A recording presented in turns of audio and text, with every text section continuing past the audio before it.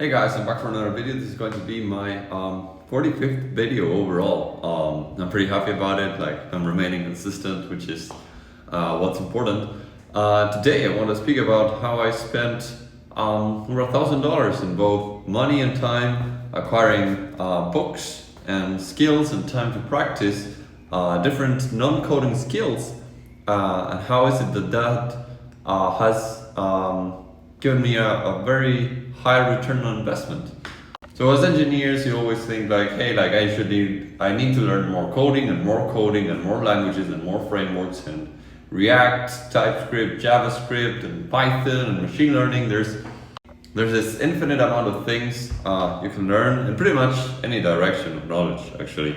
But the problem is that there is kind of this very high return to just having the basics of any skill, because otherwise you're just very encapsulated in being able to do only some small things. So I decided to invest time and money in getting different skills other than engineering skills. And in this video I'm going to show you the 3 skills I learned, which I think have given me a pretty good return on investment.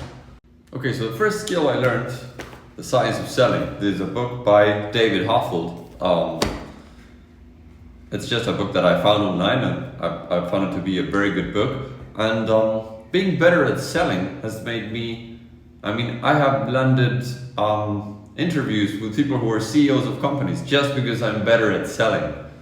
There's this famous example of, sell me this pen, here's a pen actually. How do you sell this pen? Well, many people will start naming features.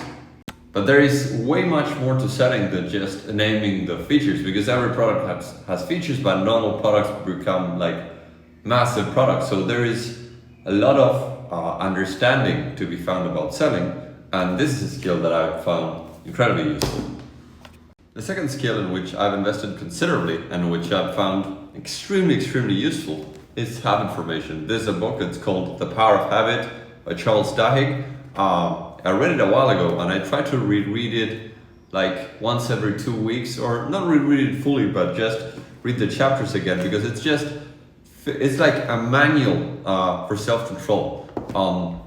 There is a lot of the decisions we take on a day-to-day basis that are not rational. We like to think that we're rational, but our brain, only the most advanced part of our brain is rational, and all of the other parts, they are old vestiges from the time we were on reptiles, mammals, from the evolution. So that is, to the point basically, is that I read this book, or any book related. There's Atomic Habit by James Clear, which is also great.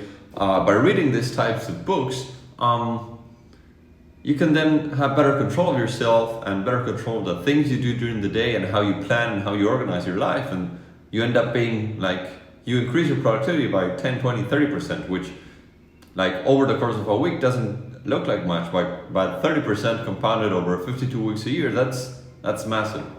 Okay, and finally, the third skill, which has been massively paying off for me, and in which I've invested a lot over the course of the last year or so, is content creation. So this is not a book on content creation, it's just a white book, because I didn't get any books in content creation. I don't know if there are any books written on that. If there's something out there, do let me know. I tried to get my hands on any material online I could find, YouTube videos, articles, Medium articles, Twitter threads. I bookmarked everything, and I made the habit, here again, of studying it and reviewing it. And I found that there is a world of people out there. We are right now roughly 8 billion humans. Not every human is connected to the internet, but as technology improves and economies grow, more and more people will be connected to the internet, and eventually there's going to be 100% penetration of the internet across the whole human species.